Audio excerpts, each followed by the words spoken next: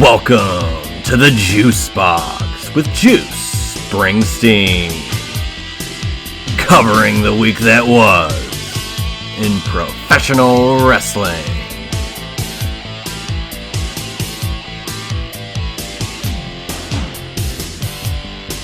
And welcome once again to another rousing rendition of the Juice Box. I am Juice Springsteen, back with you guys for more week that was in pro wrestling.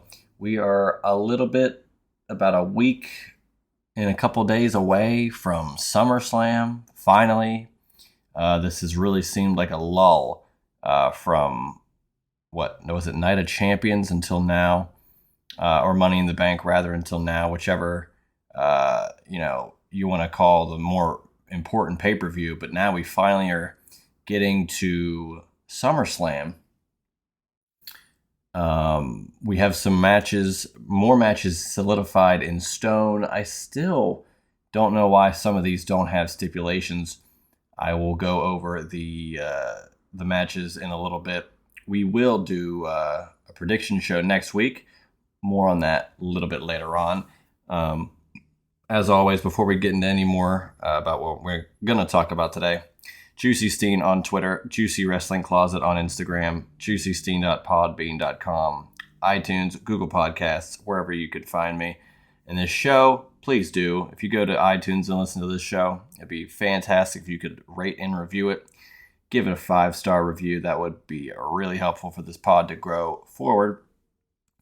But we will do some Raw and AEW talk as we normally do, unless we do have anything on SmackDown. Although, like I said, we're probably just going to cover what's happening as we get closer to SummerSlam. And then we will close out with a little Ask Juice. I posted on Twitter and reached out again to some of my wrestling fan friends to figure out what was really going on recently in the world of pro wrestling that I would like to discuss with all of you this week.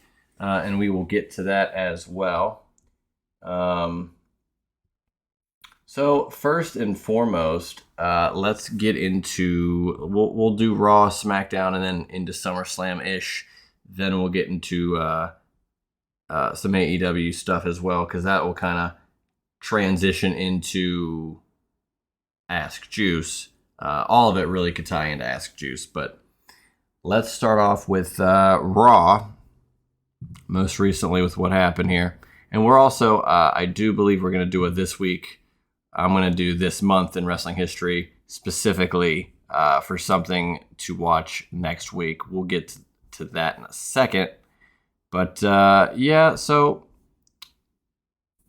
nothing I thought too crazy happened on Raw this week.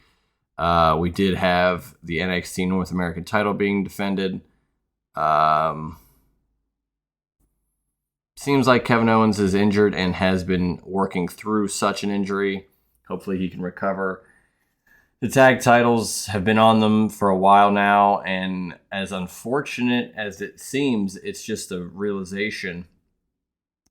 The titles were on the Usos for so long, and we were really clamoring for them to be split or being taken by somebody else so that they can, flourish. And again, if they were split, maybe some other teams could get into the fray and challenge for them. However, it really hasn't been the case. We've had a couple of defenses, but that's really it. On the flip side, AEW's got a hell of a tag team thing going on, so we'll get to that. But we also got another little Logan Paul Ricochet interaction, which is cool for the viral moment, but that's all that those two are providing thus far. As for SummerSlam, and we will talk about what matches are at SummerSlam, I do believe they have a fantastic spot as well to do something more than viral. Ludwig Kaiser and Drew McIntyre with a... Really, the story of this match was Corey Graves' impression of Ludwig Kaiser. I thought that was a wild, very long rendition of Ludwig Kaiser by Corey Graves, which I thought was great. He really is Corey Graves. this generation's Bobby Heenan with a little bit of nuance to him as well, which you can't go wrong with. But yeah, SummerSlam finally is about to be upon us. We're going to have the go home show for that show next Monday, and we'll see what happens. But right now, this is, they say the dog days of summer. This is the dog days of SummerSlam, which could be the title of this pod this week. But it's just, not much happens. We barely further each story. This is an interesting period. Now, as I say all that, I'm actually really looking forward to SummerSlam because of some of the stuff that could transpire, something that could happen with the likes of LA Knight, potentially a returning superstar or multiple returning superstars or legends that could appear. There's a lot that could go forth, and we will discuss that here in just a moment. But as I look at everything else that happened in the past week, not too much happening on SmackDown either. But we will get to the rest of the SummerSlam card here. I'm going to go through the card and just give you some initial thoughts. Now, we have Cody and Brock, still just labeled as a singles match. But really don't know why there hasn't been a stipulation announced for it. It doesn't mean that there won't be. Again, we still have one more week to get that going. Now, there is a stipulation on one of these matches, and of course it's with the highest level storyline in WWE, the Bloodline. But as for that, there's no other stipulations, and there's other matches that could use them. We get Seth freaking Rollins defending the World Heavyweight Championship against Finn Balor. Now, I've stated before, the interesting piece of this is having Damian Priest as the Money in the Bank holder, because you don't really know what's going to happen with Finn. Could he avenge his previous loss? Can he rebound 7 years later, SummerSlam-wise, where he won the Universal title off Seth Rollins? And now he gets a chance to not redeem himself, but, reclaim what he lost the following night. So hopefully that pans out for both of those guys one way or the other. We do have Asuka versus Bianca Belair versus Charlotte Flair in a triple threat for the WWE Women's title, which either way of whoever wins, I think it's going to be a hell of a match. So I'm looking forward to that. Like I said, Ricochet versus Logan Paul, straight up singles match. The caveat here being, I'm sure something, quote, viral will happen in this match. Really depends on what will happen. I don't know what that will be. But I'm sure that they've got some spots planned. I'm sure that they've got ideas. This match never would have happened if the Royal Rumble moment didn't happen. And then really, if the Money in the Bank moment happened or didn't happen, because it really did, it didn't go to plan with what they wanted to do, but what did happen was still pretty damn cool, pretty viral, if you ask me. So I'm hoping and thinking that we'll get something similar, but I think we'll actually get a solid little match out of these two, as long as I let them go, maybe 8 to 10, maybe even 12 minutes. I don't know what that really looks like. I'd actually have to do some research. I'll do some live research here. I'm curious. Logan Paul, let's see. The times of his matches, his singles matches. Logan Paul's had 3 solo matches. The first one was against The Miz, and that was 14 minutes, 12 seconds. The match against Roman at Crown Jewel was 24:50. And his match against Seth Rollins at WrestleMania was 16-13.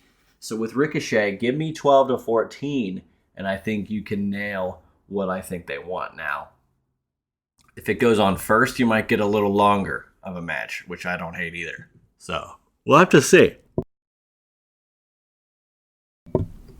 But yeah, the other matches on this card: Ronda Rousey, Shayna Baszler. Now it's finally confirmed. However, it's been rumored and hinted at that it's going to be a match that only Shayna or Ronda could fight in, and it's, I mean, you know, all eyes are to the fight pit. But I don't know if that's what they want to do for potentially Ronda Rousey's last match in WWE, at least for a while. So we'll see. We would most definitely see if they turn this into a gimmick match. And then finally, but potentially a match of the night regardless, Gunther against Drew McIntyre for the WWE Intercontinental Championship. This is going to be a barn burner, a Pier 6 brawl, if you will, a brouhaha. I think it's going to be something special. Most likely, a lot of hard hitting action. I would wager is going to be in that match. Any combination of those two, Sheamus, over the last couple of months in PLEs, really shows the faith that they have in Gunther and Drew McIntyre alike. You know, to carry these big spots and these big moments on these big shows. So I'm hoping, you know, they really get to,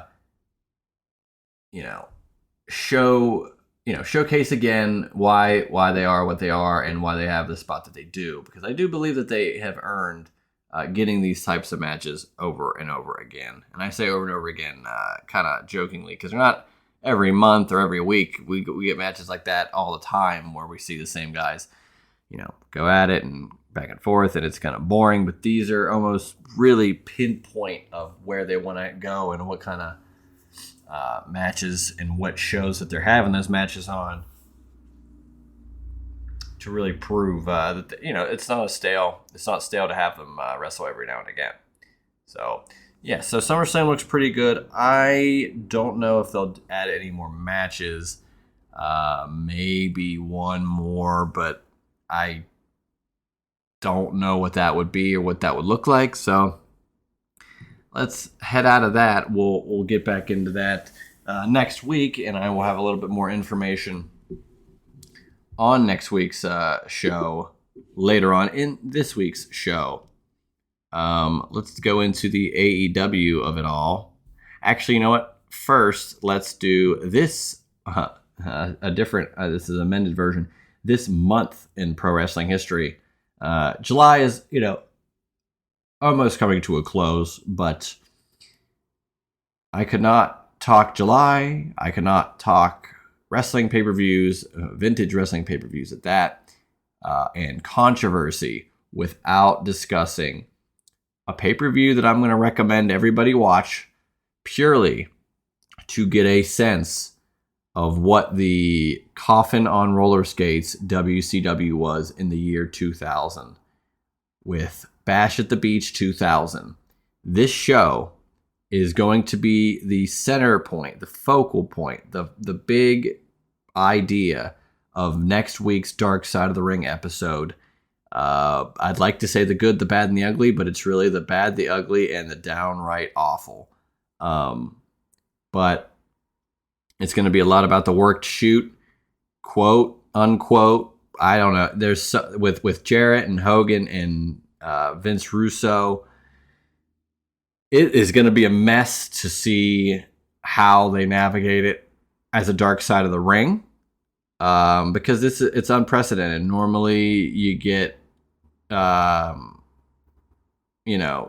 matches, or you get discussions of certain matches that happen in regards and relevance to the guy or girl or team that they're presenting on Dark Side of the Ring or company, Because it's normal, like last week we had Bam Bam Bigelow, Adrian Adonis, and Junkyard Dog, and we have certain ones on wrestlers, but they never really delve into the matches. So to see how Dark Side of the Ring covers an entire pay-per-view because of what it is, I think it's going to be a damn interesting watch, and I am definitely looking forward to it. I'm going to read you right now the card in order of how the matches happened and how they happened. So we had Lieutenant Loco versus Juventud Guerrera for the Cruiserweight title. Now, Lieutenant Loco is Chavo Guerrera. Chavo Guerrero versus Juventud Guerrera. And then the hardcore title match, Big Vito against Norman Smiley and Ralphus, who was Chris Jericho's former manager.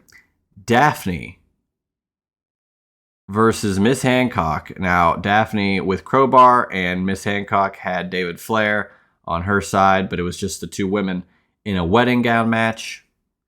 Be that as it may. Chronic versus The Perfect Event. So Brian Adams and Brian Clark versus Sean Stasiak and Chuck Palumbo for the WCW World Tag Team titles. And also in that last match, Daphne wrestled Miss Hancock. Miss Hancock went on to become Stacy Keibler. Chris Kanyon against Booker T. Mike Awesome versus Scott Steiner for the United States title. In a graveyard match, Vampiro versus the Demon Dale Torborg. Shane Douglas versus Buff Bagwell. And then we get Hollywood Hogan versus Jeff Jarrett for the World Heavyweight title. Didn't turn out to be a full match. Jarrett laid down and Hogan pinned him and then cut a scathing promo on Russo. A singles match for Scott Hall's WCW contract, where if Kevin Nash lost the match, Scott Hall's contract would be terminated. Goldberg versus Kevin Nash. And then the main event, Booker T against Jeff Jarrett for the WCW World title. An impromptu match because of what happened earlier in the night. I love watching WCW pay-per-views, as you all probably know. WCW 2000 has a special place because it was so terrible, and you could see what they were trying to do. They were trying to emulate the WWF Attitude Era. You know, Jerry Lawler was big at the time on commentary. WCW had Mark Madden. You know, they really tried to go that route, but they kind of went even further than, a PG-13 rated M route. They went more of a, behind the scenes route where the announcers are saying words like work and shoot and the boys and run sheets. It's a bizarre time to watch, but it's fascinating. And then if you can stomach through the whole show, I think it's less than 3 hours. And then you can tune into Dark Side of the Ring next week to hear what really, really happened at Bash of the Beach 2000 with all the litigation and everything that happened involving that show. So that's this month in wrestling history. Again, couldn't just pass over the chance for that. So if you have the stomach for that, I do recommend it. Let's go into a little AEW Dynamite here. Actually, let's go back a little bit to Collision. Now, Collision I thought was pretty good. And again, Collision to me is the better wrestling-oriented show, but it's got a lot of nice focus to it. So Ricky Starks is more of a tweener now, which I like. He's more of an in-between character. He won with a heelish tactic, but he's sticking by it, and he's not, taking Punk's crap for lack of a better term. And I like that he is showing more of a heel tendency. I think Ricky Starks is good as a heel first. The comparisons have been made to The Rock, and I would have to agree he's got a little bit in there. So we'll see.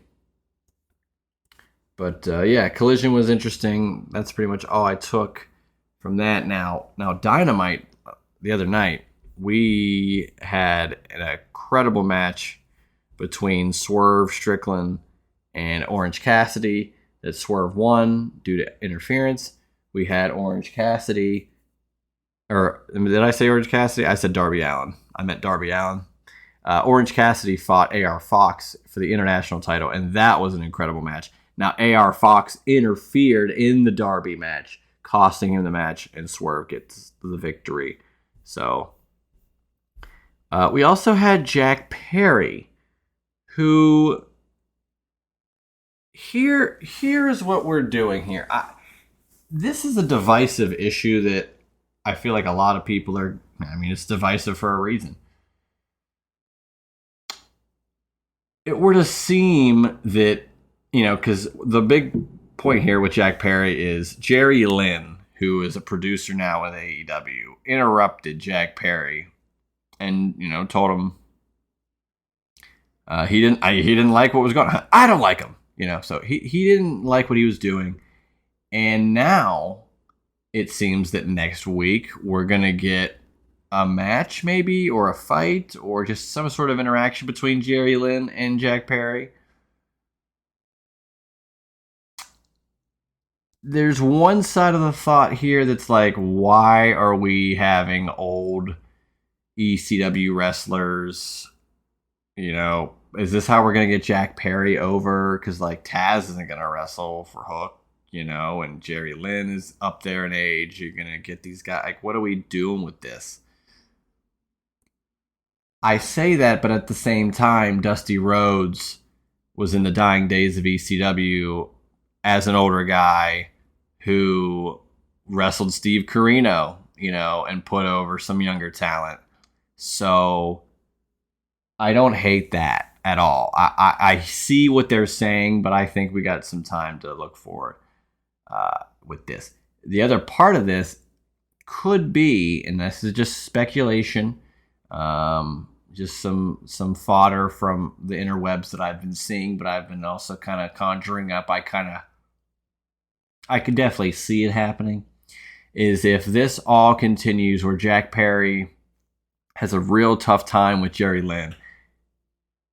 Maybe he beats him up, but whatever. And if there's another legend or whatever that he kind of gets involved with, whatever it may be. But the rumor has been kind of circulated that what if the end game is Jack Perry, he gets a match against a true ECW legend at All In. Could it be one Rob Van Dam?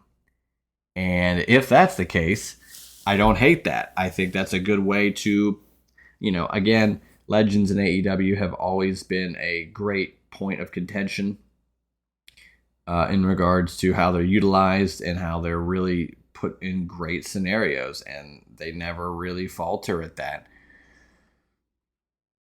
But if it is RVD, I have one proposition, and that's for Tony Khan to pay the rights to use Walk by Pantera, because that was his ECW song. And I think if you're going to pay for Carry On My Wayward Son, and you're going to pay for Action Bronson, and you're going to pay for the Pixies, and you're going to pay for Wild Thing, and you're going to pay for the Final Countdown, the least you could do is do Pantera. So hopefully that's what this is coming in. We'll see.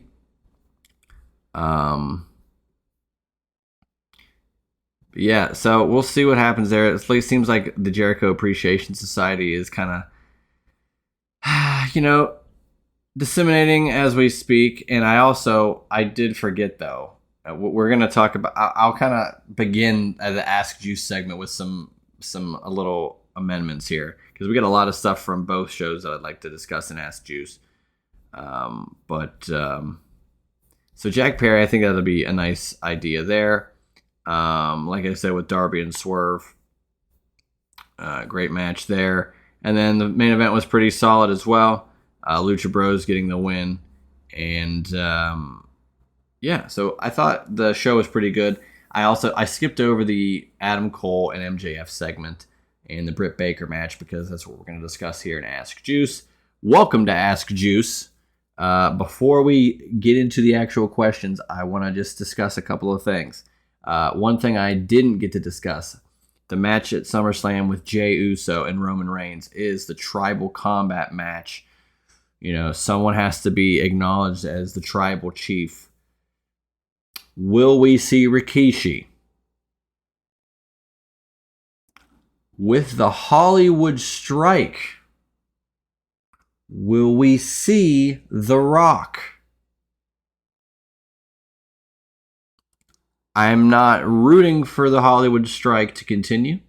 I would love if the actors got compensated in ways, and I wish, I do feel for the actors in that realm, and I'm on their side for this.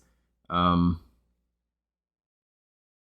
I hope that all turns out well. But as a wrestling fan, this is giving down time potentially that would not have potentially been there with Cena, Rock, Batista, anybody that's out there in the world of film to potentially have a shot in wrestling again.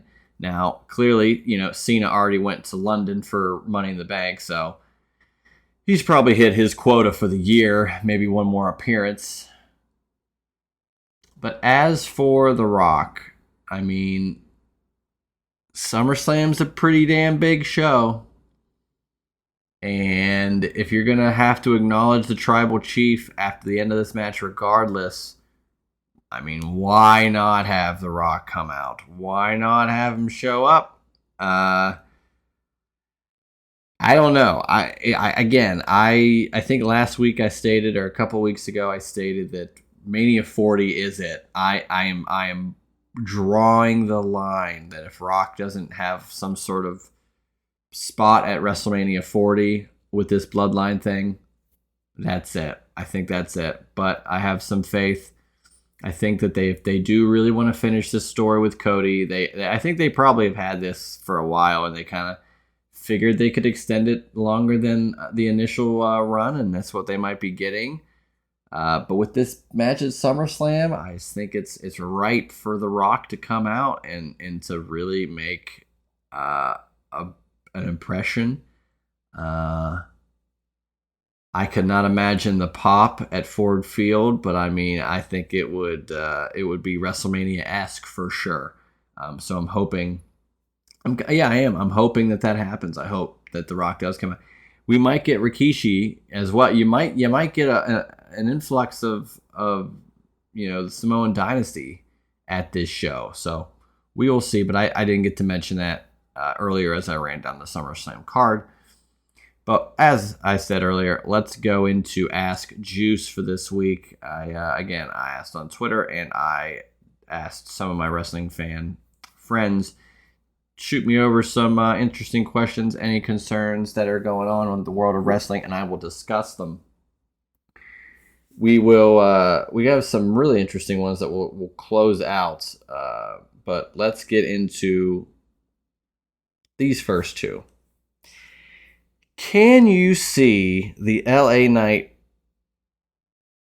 path be similar to Daniel Bryan, where the fans are going to force WWE's creative hand to put him in the main event of WrestleMania XL or WrestleMania 40? And it's even posited here that you could call it the Yeah movement. I don't. Short and sweet, I don't see that happening. I think that Cody is the move. I just stated this. I think Cody still, whether you like it or not, is the move for WrestleMania 40. I just think we were really baited in hard with the finish the story thing, because stories don't take from one WrestleMania to one WrestleMania. This is going to be from WrestleMania 38 through WrestleMania 40, where Cody came back, had his matches with Seth, got hurt, won the Rumble, got to Mania, failed. Now he's going to have his third of a trilogy of matches with Brock. He could go somehow. Bray Wyatt could get back into the fold here, and then you get that for a bit, and then maybe Cody comes back around and does finish the story at Mania. That's what I think they're doing. With LA Knight, I definitely see the creative team standing more firm with LA Knight. Not because he's older, but it is organic how it's happening. I just don't know if they're going to shoot him to the moon like everybody would like. He doesn't even have a match right now at SummerSlam. However, I wanted to mention this earlier. I would wager that you might see LA Knight in a segment with potentially The Rock, potentially a Grayson Waller segment, potentially a returning Randy Orton could make an appearance to interrupt LA Knight. So I think there's some avenues for LA Knight at SummerSlam. And to be fair, because the reactions are so big for LA Knight, I don't think he necessarily needs a match to, get that big of a reaction or have that big of a moment. I think you could really get by having LA Knight just come out and engage with the crowd and really get them fired up, and then have someone interrupt them and have the ebb and flow like that. Because if anything, that's only going to propel LA Knight further with the fans. And then, hell, you could have him win a title at Payback the next month. It's in Pittsburgh. I would love to see that. But it's just, I don't think it's going to get to a level of the Yes Movement. And I kind of think it would be tacky if WWE would just say, "Oh, it's the Yeah Movement," because people are already critical of LA Knight, emulating Stone Cold and The Rock and an amalgamation of the Attitude Era. But if you then go and do the Yeah Movement, then it's almost blatantly, a ripoff, and fans would just dump on that, I think. Which would not be fair to LA Knight. Creative needs to be creative with LA Knight. They don't need to overthink it. They just need to have some creative ways to get him on shows if he doesn't have a match. Get his character more and more over. Then you find the right time to pull the trigger. I don't think you just need to push him straight to the moon because he's over. I don't think it's like Daniel Bryan. I don't think it's like Kofi Kingston. Sorry, but just not how I view that. But I do see a lot of promise with him. So I think we'll see what happens going forward as we get closer and closer. But all right, let's do another Ask Juice. What do you see the ceiling being for Brian Pillman Jr. If he is in fact with NXT/WWE now? It is a rumor that he's been at the Performance Center. I do believe he was there. If he signs with WWE or NXT, this is a rare occasion. So far, again, we are only 4 years into this AEW thing, But this is one of the first times, a rare occasion thus far, that someone that had never been in WWE, that has lineage ties, goes to AEW, but it doesn't work. And then they go to WWE second instead of trying their realm in WWE, maybe it not working, going to AEW, thriving, and then coming back to WWE. This is the son of one of the most influential minds in the wrestling business, at least throughout the 90s. Unfortunately, it never got further than 97, but I think Brian Pillman Jr. really, really could be something special if tapped into the right way. And now I just said earlier with LA Knight, the Yeah movement would be even more blatant than what he's doing with The Rock and Stone Cold emulations.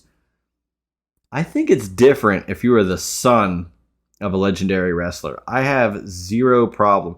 Now, Braun Breaker, son of Rick Steiner, has really cultivated his own, intensity. And we know who he's the kid of, but he's molded his own intensity. With Brian Pillman Jr., though, I almost want to see a similar character growth, that of his father, where not necessarily do we need to see Brian Pillman Jr. being, that blue chipper, that up and coming guy, the white meat baby face, as they like to say in wrestling land. Because I think we've seen that in AEW. So now, if WWE were to get a hold of Brian Pillman Jr., I'm sure this would be discussed too. Why not lean into the loose cannon thing? Why not lean into him being a little bit out there, a little bit controversial maybe? If he's got it in him, that's key. If he has it in him, tap into it. Tap into Brian Pillman Jr. being an extension of his father, instead of shying away from it or just being, I want to be me, I want to be myself. I mean, you're Brian Pillman Jr. It's going to be really tough to escape your name like that unless you embrace it and take it your own way. So I like what could be with that. I just don't know, what ceiling that is. I just think, there's a lot of promise there. I would just hope that WWE doesn't mess it up. So we'll see. But let's do another Ask Juice. Quite obviously, the Cole MJF team is getting over. What do you make of the world champion doing this? However, would I not rather prefer the world title be on CM Punk or someone else not involved in a shtick? I know the end game is MJF Cole turning, one of the two turning, but would I not want the world title presented much more seriously? I disagree. This has been a problem apparently with fans of like, oh my god, the world title's in a comedy thing. On the other show we were getting cinematic 3+ year storylines of like dead ass serious stuff, like so serious, so intricate, and there's nuances, and there's up there, and there's downs, and there's huge roars and momentums, and it's a roller coaster, and it is perfectly fine if you have the two guys that can make it funny and work. Make it funny and work and interesting and entertaining. Because I think the end goal will be great. I think the end goal probably is a sympathetic Adam Cole and an even more dastardly MJF. I think that's pretty easy to see. But I think that's a good thing. And I don't care how we get there. And sure, it's comedy skits, but there is a lot of drama involved. Especially with Cole just handing over the title to MJF, but he was glaring at it like it was his child. And MJF caught him. And he's pissed. And then the other promo, MJF cut a promo pretty much all on his own about FTR. And then Adam Cole was like, and this. And that's all at the same time where FTR cuts a promo saying, hey, we're sorry, Adam, but MJF is a prick and this and that.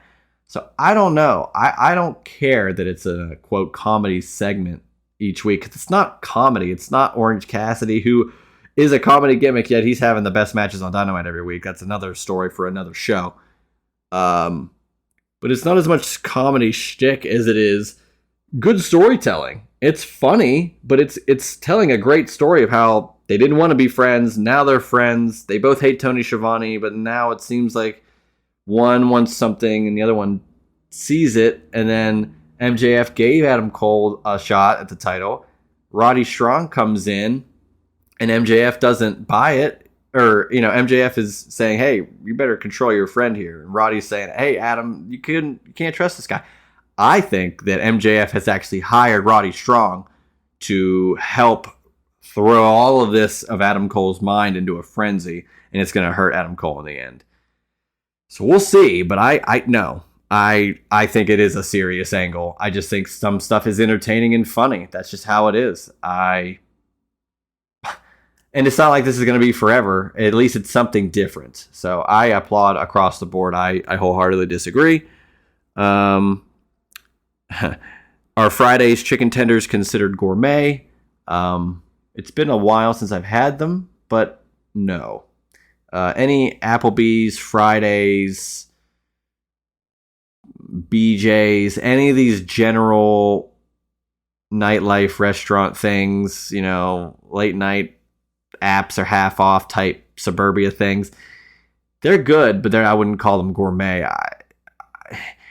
I need like a whole another damn show just to discuss chicken fingers and chicken nuggets and chicken tenders of that alike, because then I could really think about it ahead of time, come up with some, not a list in order or anything, but like of what are good, strong, gourmet, what have you. But no, Fridays are not gourmet. Last but not least, Josh Eisenberg, good friend of the show, and I will announce this right here, Josh Eisenberg will be on the show next week for SummerSlam predictions. The episode will drop next Friday, SummerSlam predictions with good friend of the show, Josh Eisenberg. Cannot wait. He asks, what can AEW to improve their women's division? I'm going to try to make it short and sweet, but it might not be that short, and it's not going to be that sweet. So I just contradicted everything, but I'm going to try to make it quick. Right now, there's really no storylines with the women's division. Last night was Britt versus Taya Valkyrie. I recorded this on Thursday, so last night on Dynamite. A couple of missed spots, and a lot of people are being critical of Taya. A lot of people are being critical of Britt, and Taya is a great performer. I still think Britt's a great performer. Britt was on Chair Shot Reality before, a lot of respect for her and what she's done and what she continues to do when she does get those opportunities in the ring. Sometimes missteps happen. Sometimes there's not a lot of chemistry there. But to Josh's question, would I rather, what can AEW do to improve their division? I don't know. That's why this answer is very difficult, because they have a ton of talent. Britt, Saraya, Thunder Rosa, Jamie Hayter, Toni Storm, Willow Nightingale, Chris Statlander, Hikaru Shida, Ruby, Taya Valkyrie. Like, there's so many good women in this division. Nyla Rose, Ryu. Like, there's a ton of different wrestlers there, but some are injured. Some have been away for a bit. Some just aren't utilized at all. My biggest problem, I'll tell you this right now. Why the hell is every women's singles match, or like the main women's match on Dynamite, only from like 9:20 to 9:35? It's in a spot that's right before the main event, where like the least amount of people are going to watch because they're probably going to the bathroom or something to get prepared to watch the main event, or something that they really, care about. But it's not the women's fault that they don't care about the women. It's if they're not presented in a way where start the night off with a women's match. Try something different. I've said this before, and this is not critical of the New Japan crossover shows. I think those are great. If AEW, though, had some more creativity with their women's roster and programming in general with women. Now they have Collision now, so I think they can maybe put more women matches on Collision as well, and that's a better wrestling show.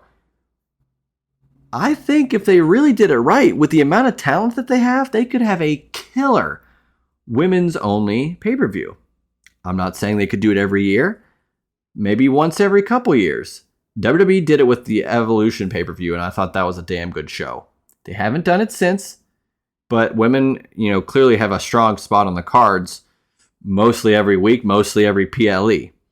And they're taken very seriously. And their roster's pretty damn good. AEW's women's roster's pretty damn good. I mentioned 10 to 15 women, like off the top of my head. I did not have that list in front of me. And they're all great. But you have so much time to do stuff with them. Rampage is an hour, Collision and Dynamite, that's 5 hours total of main programming. Give them 2 to 3 matches on Dynamite. Give them 2 to 3 matches on Collision. I think Ring of Honor has really not done the women a service now. It's extra stuff that's not catered to them, and you take away a Willow or an Athena and have them do stuff on Ring of Honor when they could be on Collision or Dynamite, really putting forth a good effort. Sky Blue is another one, another up-and-coming young women's wrestler that I thought has gotten exponentially better over the last year and a half. And now they're kind of using her, but it's like, but until when? Like, is there an end goal? Like, the titles are just being held by women. They're not being defended. It's not, it's not to the level of give divas a chance, which kind of sparked the Women's Revolution and the Evolution pay-per-view. But so much talent, not enough hours or creative utilization. I don't know who really is at fault for that, but be that as it may, I think it's really tough right now for the women in AEW. So if they don't get a lot of reps, they don't get a lot of action in the ring every week, you're going to have missed spots. Not everybody's perfect. The men miss a ton of spots. Ask Logan Paul and Ricochet at Money in the Bank. Ask, none of these are gender specific. Like a lot of these problems happen across the board. The men get a lot of nothing on TV as well. A lot of the guys, the roster's bloated. That's an AEW problem. That's not a women's division problem or a men's division problem. That's an AEW problem. That is up to Tony Khan to kind of figure that out over the next couple months, years down the line. Now, I've mentioned before, just with MJF saying 2024, you don't know where he's going to go. At some point, these contracts are going to start popping up and being done. If you don't get time on AEW TV when you got two-hour shows a week, plus another hour on Fridays, I'm going to WWE. I'm going to NXT. I'm cultivating my craft. I'm honing in. I'm getting better, and I'm going to be on Raw and SmackDown and prove AEW wrong. I don't know who that could be. I don't know if anybody wants to do that. Hell, go to Impact. Trinity, killing it in Impact. Do that. Mercedes Moné, when she wasn't hurt. New Japan. There's other avenues out there. AEW's got a hell of a roster on the men and women's side. But if you don't have, and a lot of hours of TV each week, they just added 2 more hours of good wrestling TV.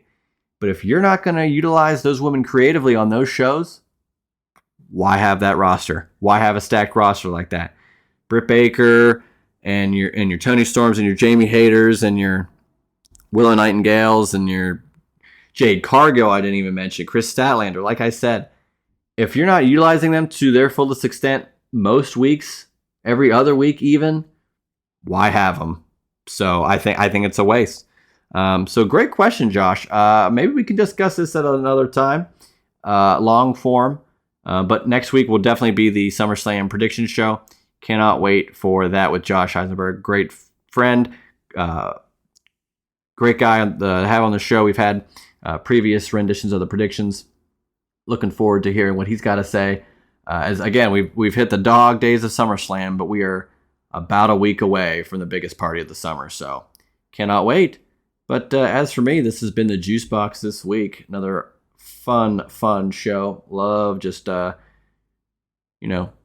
shop, BSing, talking about wrestling with everybody here on the program. And as always, juicysteen.podbean.com, Juicy Steen on Twitter, Juicy Wrestling Closet on Instagram, iTunes, and Google Podcasts. If you find the show on iTunes and listen to it, please rate it and review it 5 stars. That'd be fantastic. Like I said, Josh Eisenberg next week on the prediction show for SummerSlam. But as for me, this is the end of the Juice Box for this week.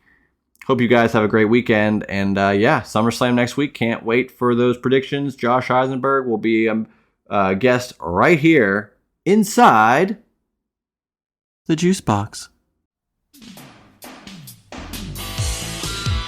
That was the Juice Box with Juice Springsteen. Make sure to subscribe to the Juice Box wherever you listen to podcasts.